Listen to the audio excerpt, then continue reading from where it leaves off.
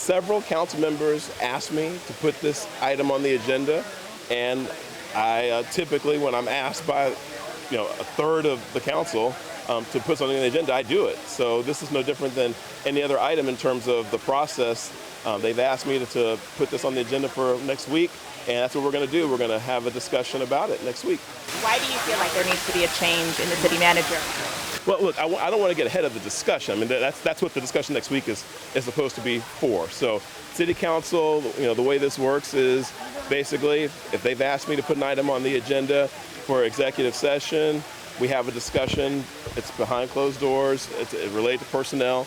We're going to have that discussion, and if there's any action that needs to be taken, it can be taken either if it's an informal action or whatever. It might not need to go out into the full council for a vote, but if there's formal action that needs to be taken, there's a meeting afterwards, a special called meeting where that is an option. So I don't want to get ahead of the council because it's a council decision, but this up to now has been a process issue where I've been asked by several council members. Like I said, at least a third of the council has asked me to put this on the agenda for discussion, and we're going to discuss it.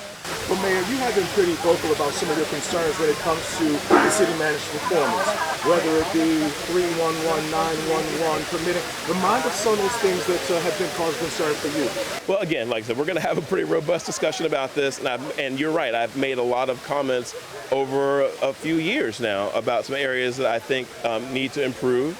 And I think we're going to have a discussion that talks about the lack of movement on some of those issues. And I think that, the most recent example, certainly that's been, talked about a lot, has been the permitting issue. Permitting is one of the keys to growing your city. You have to be able to permit housing and things to be able to grow. And so when we hear from our business community and from our residents that we're having problems with that, and the problems don't seem to be being addressed, that's a cause of concern. And in the last public meeting we had about the topic, I was told, and I think everybody heard, the city manager say it was a PR problem that was the creation and large part of the Dallas City Council, which didn't sit well with me because it's not a PR problem. It's a problem that affects people's lives, and it's a major driver of your city's growth. So things like that, I think, we're going to have a discussion about what we do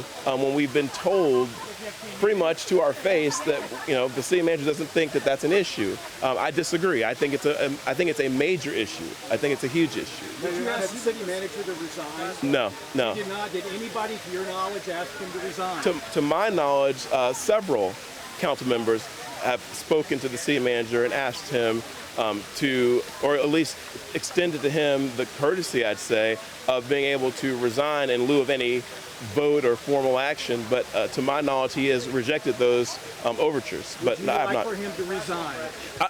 I'm actually not really at liberty to speak on the personnel aspect of this. You've been very critical I'm about not. him. I'm not at liberty to speak on the personnel aspect of this because that's something that the council has to do and discuss in executive session. So that's what we're going to do. We're going to have this discussion next week about what all the options are: termination, resignation, all of these things.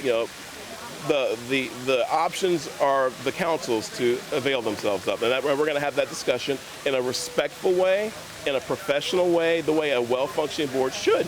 And so that's my position, is that my job as the presiding officer of the Dallas City Council is to make sure the process is followed and that we do this in an orderly fashion. The process at this point is to have that discussion next week, which is what my council, or several members of it, have asked me to do. So Do you feel like the votes are there? I couldn't possibly speculate on where votes are and things like that. We are going to have a discussion about this. I can tell you that what I would describe as a significant number of council members have asked to have this discussion, and it has not been my practice to deny large numbers of council members who want to have a discussion who approach me in a formal fashion and ask me to place something on the agenda, to deny it access to the agenda. I've always done this on any issue, whether I'm for it or against it. If a third or more of my council comes to me and says they want to have a discussion about something, I don't stymie the discussion. Have you been able to have a one-on-one conversation recently with the city manager about any of these concerns? This has been very recent, and I have not had a chance to talk to him one-on-one about it. But again, the city manager will definitely have an opportunity to. This is this is a professional body. This is a professional organization. I'm the chairman of a board in essence. We have a board, which is the city council. We have a chief executive, which is the city manager.